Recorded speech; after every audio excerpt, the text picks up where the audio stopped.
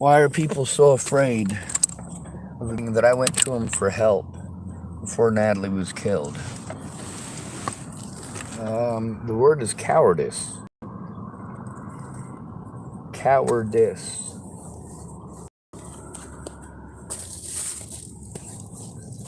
Cares about what other people think, because people will literally hurt you or kill you over what other people think. Or what other people try to sell you. It's all a load of crap.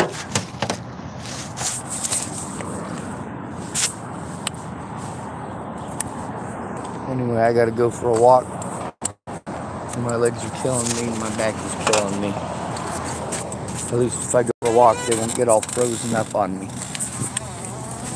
Brandon has no fucking clue what this is like because he's never had to go through it. No matter what, when I try to tell him what I need help with, he's just gonna make it a fucking pissing contest as always. Or talk about how he's too fucking busy to tell the fucking truth. No, that's what shows that you're a piece of shit. Brandon Ratner has had plenty of opportunities to show that he's more than just fucking empty goddamn words. All he's shown me is that he's empty goddamn words.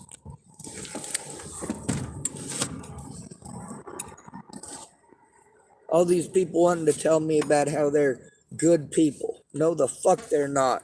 Good people don't look away. Good people don't make fucking excuses to let harm come to an innocent man.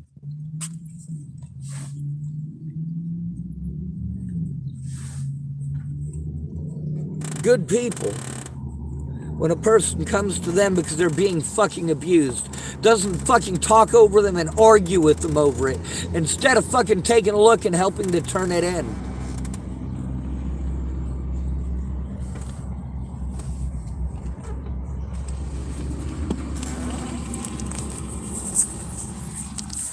The fact is, Brandon Ratner is a fucking coward. First class coward.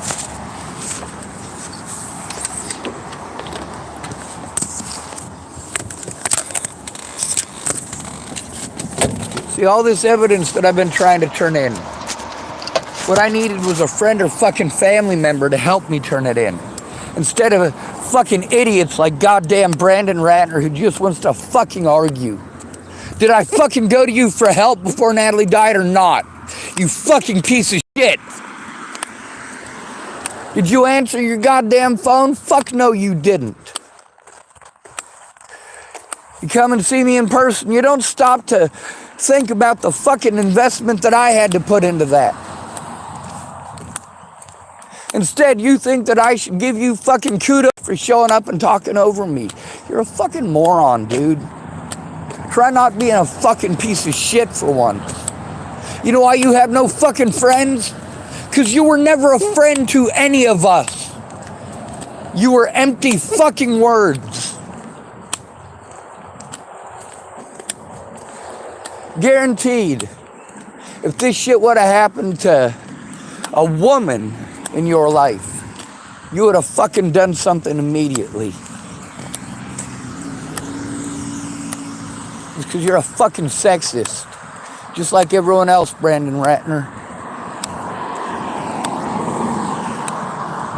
I try being nice to you, but there's no reason to be fucking nice to a piece of shit like you. There's no fucking reason. What the hell are you gonna do? You're gonna fucking watch.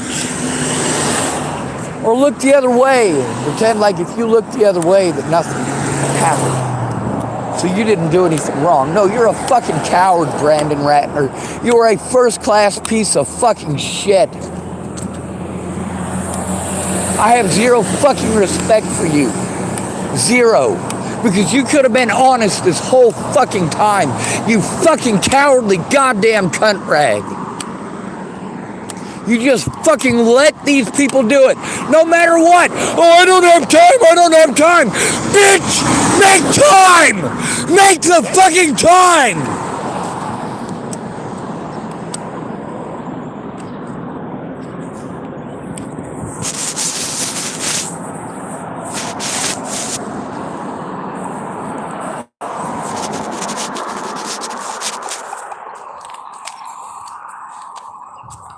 So what are we gonna do? We're gonna call up Brandon Ratner until that fucking punk ass little bitch fucking answers.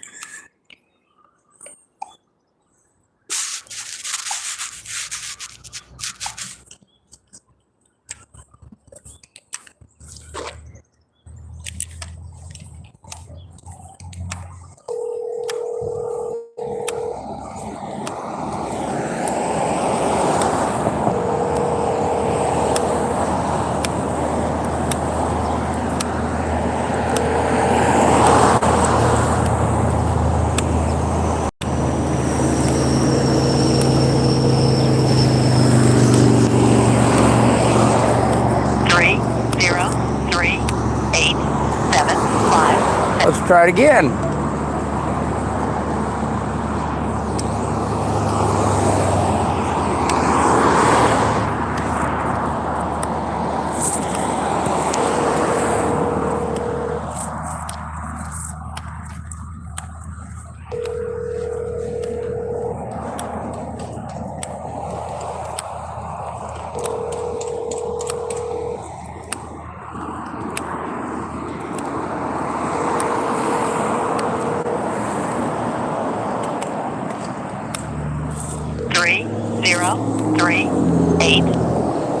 Let's try it again.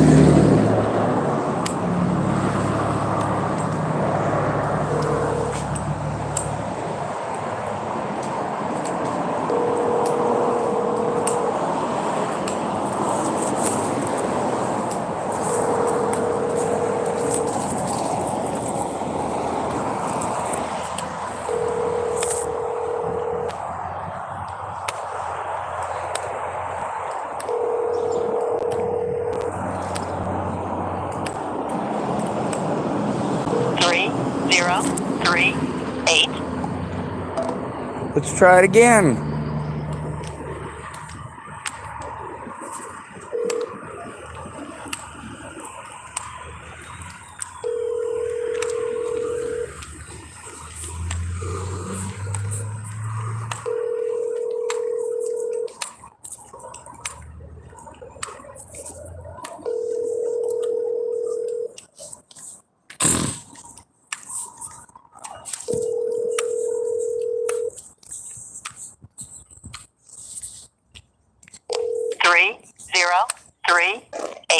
Let's try it again.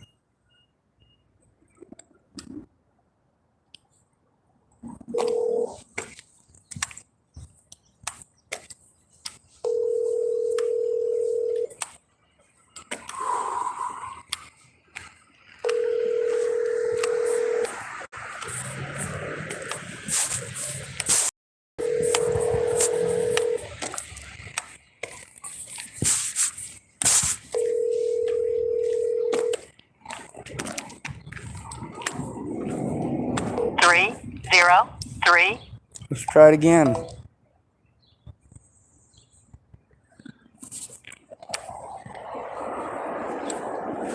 You'd see what a good friend he is. After all these years, when did he ever come forward with me? Never.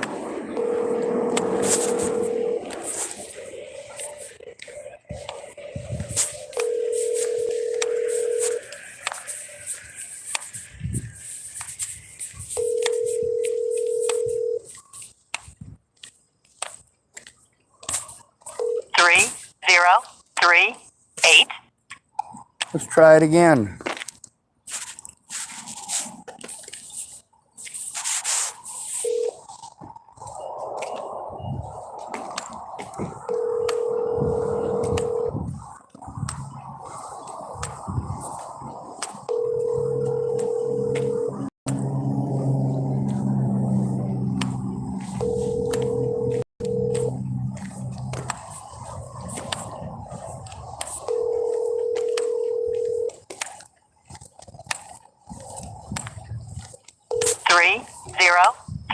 Let's try it again.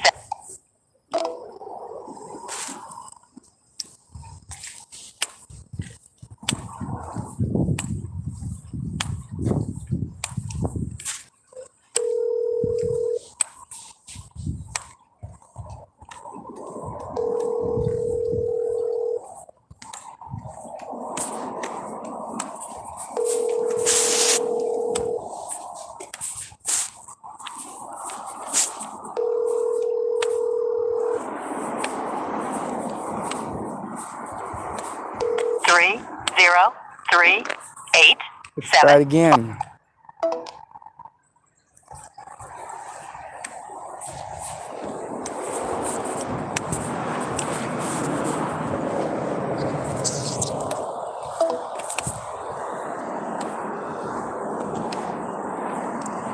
Well, he answered, and then he hung up.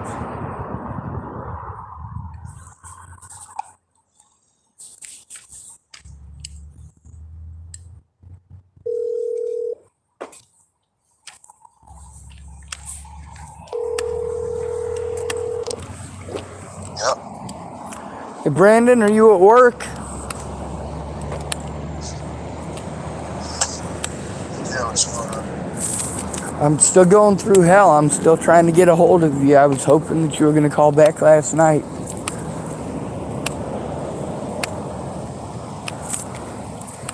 I'm stuck over by traffic, so I can't hear very well. I meant to get that last night. Yeah, that's... Shattered a window in the frickin' vehicle. It took me 2 hours frickin' taking glass out of everything. Yeah, I still sleep in broken glass. I can't clean out my vehicle, and I don't have any help with it. Did I interrupt you at work? Yeah, but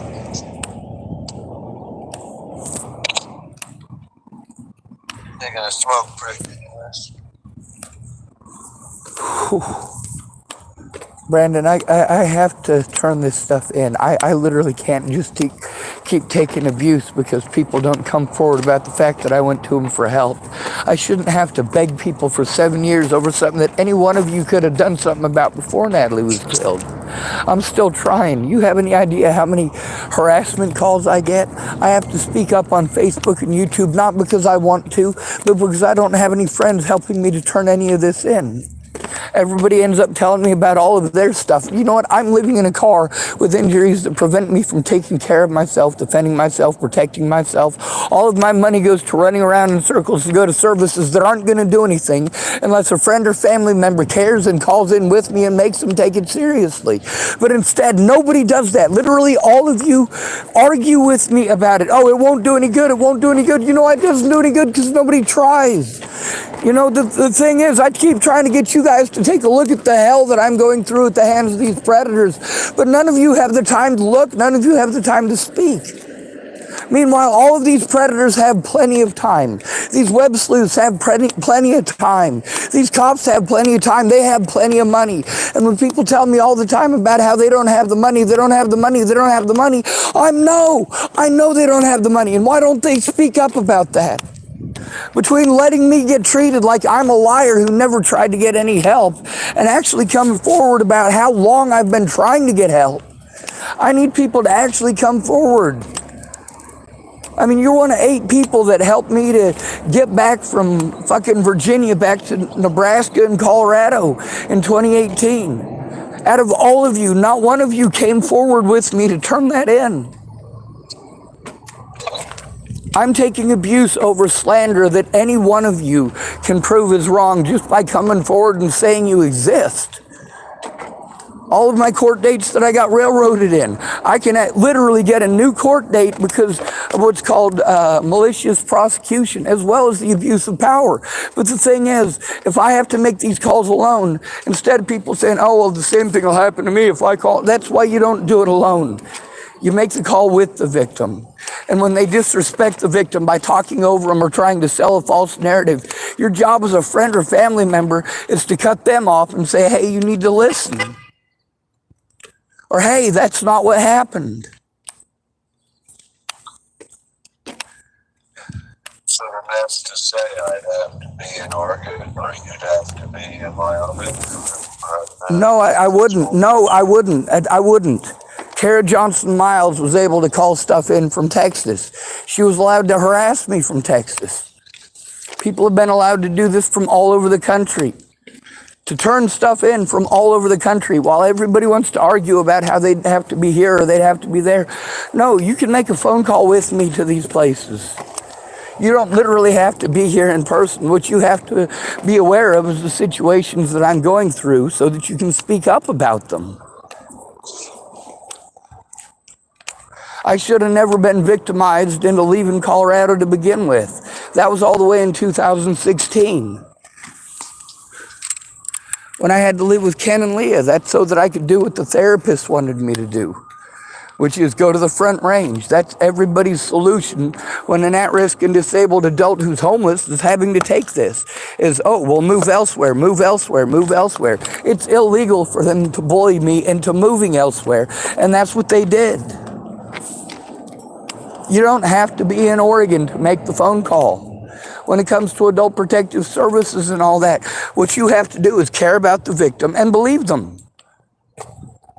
Now, I don't know how many of you told me, I believe you, I believe you, I believe you. I don't know why you wouldn't. You were a part of the situation. It's kind of hard to not believe somebody when you're actually a part of the situation. You were a part of the situation with me getting back from Virginia. You were a part of the situation with my evidence after Natalie was killed with that computer. You were a part of a lot of stuff, Brandon, but these predators, all they had to do was say, oh, well, Sean didn't try to get help. Nobody would help him probably because the way they act. In reality, it's a whole bunch of people telling me that they're too busy, they're too busy, they're too busy. You know, when I'm abused, I need help turning it in right away.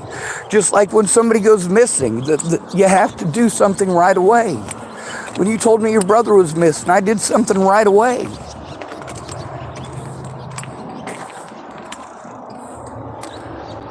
I've been victimized nonstop because none of the people who were a part of this situation that said they were my friends came forward to admit that the situation happened. People were too busy telling me that my feelings are wrong. It's not wrong for me to have emotions. It's not wrong for me to hurt when I can't see my loved ones. I can't see any of you. Meanwhile, I beg you for help. Help turning it in before Natalie was killed. I asked so many people for help with that. You don't have to be in Oregon. I have to turn in crimes in Colorado and Nebraska and Wyoming. Crimes committed by officers in all of these states because I had to go in alone. Officers don't have any respect for homeless people. I'm not sure if you noticed, but the media doesn't have any respect for homeless people. We need people to actually speak up for us. But that's not what's happening. People are telling us we got to take care of it ourselves. We can't. We're homeless. We have to stand up to this bias. All right? We have to take the abuse from this bias. When they try saying that the statute of limitations is over, no, it's absolutely not. I'm a disabled and at-risk adult who is still taking the abuse from that nonsense. And yet, that's from many individuals, no? It is from many individuals. I'm taking abuse from many individuals. I'm also getting a lot of individuals who claim to care about me that think that ignoring it, it'll all go away. No, it might go away for them. It hasn't gone away for me. I take a lot of abuse. I need someone to act as a friend or family member, but all these people who said that they were my friends, told me that they loved me, they're not understanding how much abuse I have to take, or the fact that no matter what, because of the situation with Waylon Lolatai and Natalie Bollinger and what happened in 2017 and 2018, I'm never going to get heard. Literally everything after that is me getting railroaded by reputation, a reputation that you could have helped put a stop to by telling the truth about the situation, by coming forward with me instead of telling me where to go or telling me you didn't have time. I mean, I don't have a choice about taking this abuse. I don't have a choice in it at all. Anyone can harm me, call me mentally ill, and I will be blown off by the cops and by the hospitals and treated like a junkie who's just going in there because he wants drugs. These are mandated reporters, but if you call the Adult Protection Hotline, you realize that they want the number of the person who's turning it in and the person that it happened to. That's because only friends and family members can turn in crimes against an at-risk adult on the streets. We won't get heard if you don't do that with us.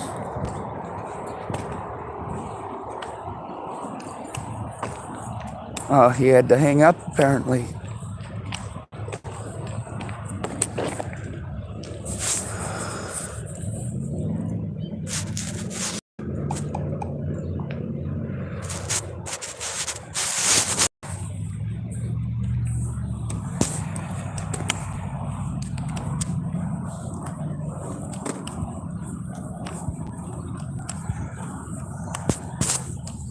It's always going to be hurry up and wait.